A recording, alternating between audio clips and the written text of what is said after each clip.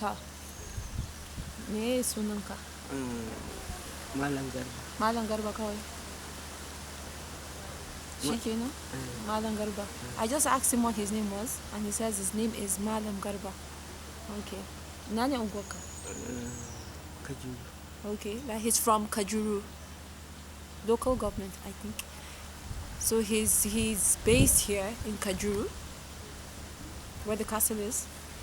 To tun da aka gina wurin nan, ya abun yake maka? Tun da aka gina. Yana mani kyau ko da yaushe. Okay, I just asked him how he felt about Kajuru Castle, and he says he loves the place all the time. Ya kuka haɗu da baturen? Ina kiwon shanu ne. Okay. Sai ya zo sai in zo wajen shi ana gini lokaci an fara gini. Okay. Ina jin warin bature, ina jin daɗi. Ƙanshin sinari. Okay. Ina jin ƙanshin sen nashi. Oh, he said he was or rather he's a Fulani herdsman. He herds cattle, and that every time the German came into town, Mr. Hübner, that he loved the way he smelled. So it was something that fascinated him, and then he walked up to him and struck a conversation. To menene aikin ka lokacin da aka ana gini? Lokacin da ina zuwa sai ina ɗiban ruwa ina sama itatuwa na daji lokacin ba kulawa ko ɗaya ne. Okay. Sai zuwa ikon an fara gini. Okay. So ina ɗiban ruwa da ya rage wanda an kwaɓa siminti. Wanda ya rage ina sama itatuwa yana kallo na ba wanda ya sani ni kawai. Okay. Sorry. That when it was under construction, that he would fetch water and water. He planted most of the vegetation you see around, the flowers and everything. So he'd water the plants. By this time, no flower, only bush trees. Okay, only bush trees. Bush trees. That he'd water them and make sure that they were in good condition. So Mr. Hibina yana kallo na haka. Oh, and that the man used to watch him and he was like, So after ya siya flower ya shuka shi ne ya koya man gardener. Okay. First time gardening. Okay. That after he watched him and he saw his, that he was very, very interested in keeping the vegetation, bush trees alive, that he taught him how to garden and how to plant the beautiful flowers we see around. So, su wane ne a nan lokacin da aka gama gina? Ba kowa da ke zama a nan? Akwai masu gadi kawai sai su kadai? Sai ma'aikatan da suke a hoton. Okay. Ga muna da yawa. Oh, okay. He said, I asked him who lived in the castle after it was built, and he said the workers and the guards. And those are the workers you see in the pictures. Yes. So bayan shi sai cikin su wanda yana mopin da saman pool sai sun sata abu. Oh. So shi ne an bincike an kama su an je an kulle. Ni ma yan sanda sun ce a tafi da ni ina gadi na haka. Bature ya ce no. Shi ya yadda da ni da zai dauka. Okay. Okay, that there was a lot of thefts going on at the time because it was it's in a remote area, and then they had the police come in. The swimming pool man, the man who maintained the swimming pool, and some other staff were arrested and taken to prison. And when they wanted to arrest him, Mr. Hübner said no, they shouldn't because he liked him and he trusted him. Mutanen mu da ke nan lokacin su wane ne mutanen Najeriya da ke nan? Mutanen Najeriya. Muna da yawa tare da. Lokacin? Ga muna a hoto da. Su ɗin su kenan? Su masu gidan ma ne? Masu gidan. Shi baturen kawai yana Kaduna. Okay. Ya kan zo ne weekend. Okay, weekend. So mutanen mu ba kowa da ke nan lokacin? Sai da aka yi haka sai ya koya man saman pool ya kai ni can ya koya man saman pool da kilini. To duka nake yi da ba kowa. Oh. Da sauke baki ya kai ya turo baki duk nake yi da. Okay. I asked him if there were any Nigerians living here after it was built. He said no. That Mr. Hübner taught him how to maintain the swimming pool and how to clean and everything. So he was the only one here. He was the only one here for the longest time. And if Mr. Hübner had guests, he would send them over here and then he would help set up the place. To lokacin da mutane suka bar zuwa da shi baturen nan kake ko ka bar wurin? ina nan sai dai ina gida ne kawai amma na Okay. kan zo nan. Amma ba kowa nan a Ba lokacin? kuwa sai dai ana tura ma'aikata su duba yana nan in ce ba shi in hana su shiga. Okay. Mai Ma'aikatan gadi shi? wasu kin san an deporting din shi ne Eh. akan nan ne. Eh. To bayan an yi mutane na zuwa sai in hana su mai gadi in ya zo ya faɗa mu in je in ce ba za Okay. su shiga ba. Okay. Sai This is kore su.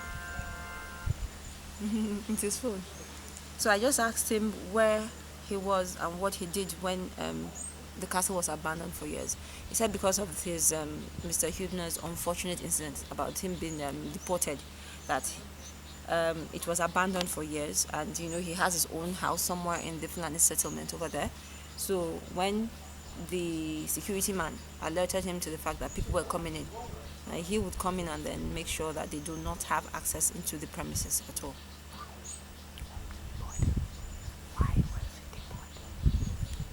Okay. Saboda me yasa aka kore shi?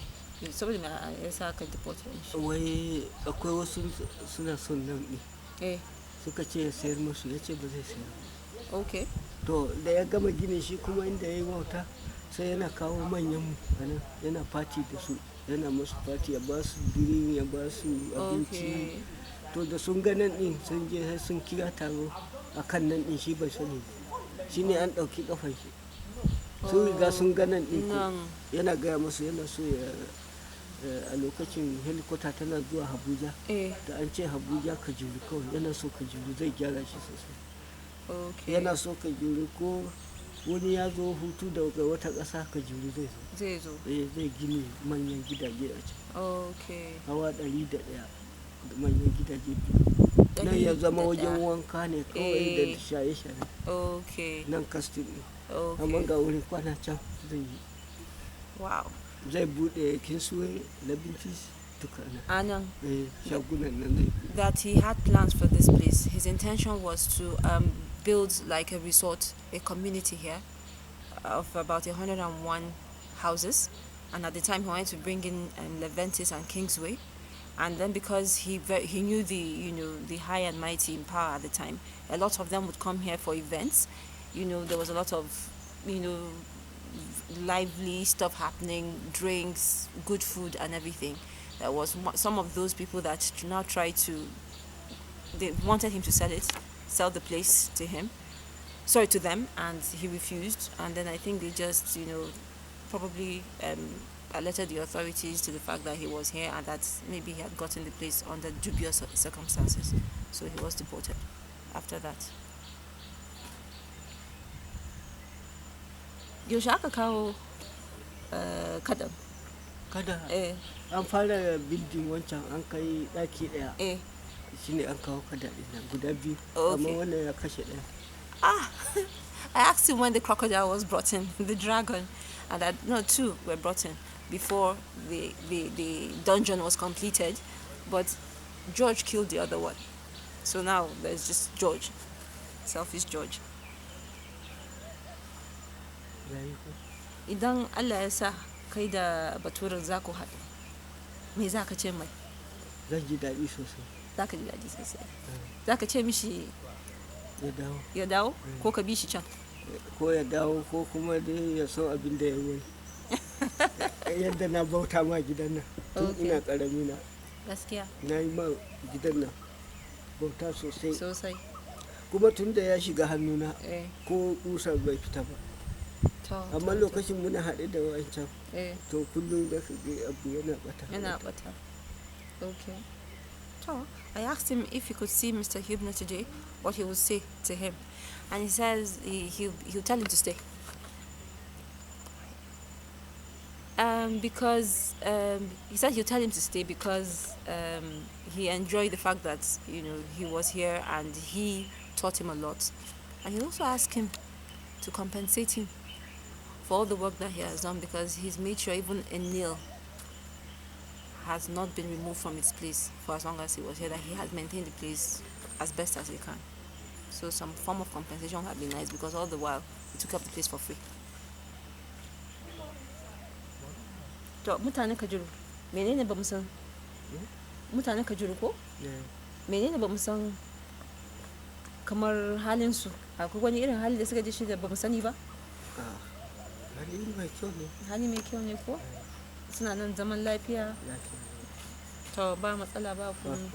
So I asked him if there's anything he wants us to know about Kajuru people. He said they are quiet, they are very good, and they are peaceful people. Na shiga lab interview. So, okay. That's all for the interview with. Okay. Thank you. Okay. Tana godiya cewa to ka zauna kai mana interview ka dan faɗi mana yadda abubuwa suke a wurin, yadda ginin ma ya taso. To mun gode. Ta idan Allah ya sa za mu ƙara zuwa mu haɗu da kai idan Allah ya yarda.